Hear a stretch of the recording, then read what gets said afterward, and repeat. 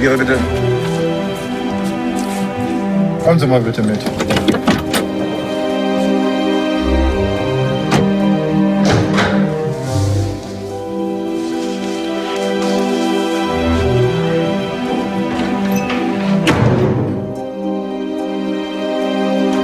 Offizielle Ausreise.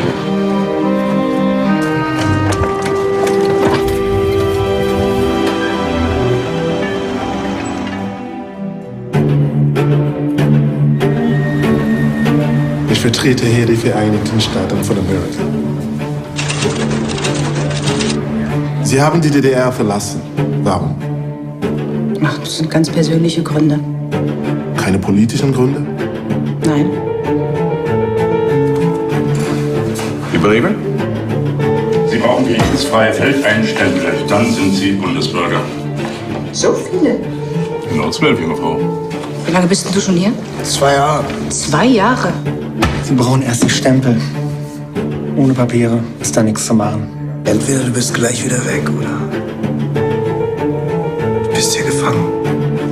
Was wollen Sie denn da genau wissen? Alles. Ich sage Ihnen, warum ich aus der DDR weg wollte. Wegen solcher Fragen.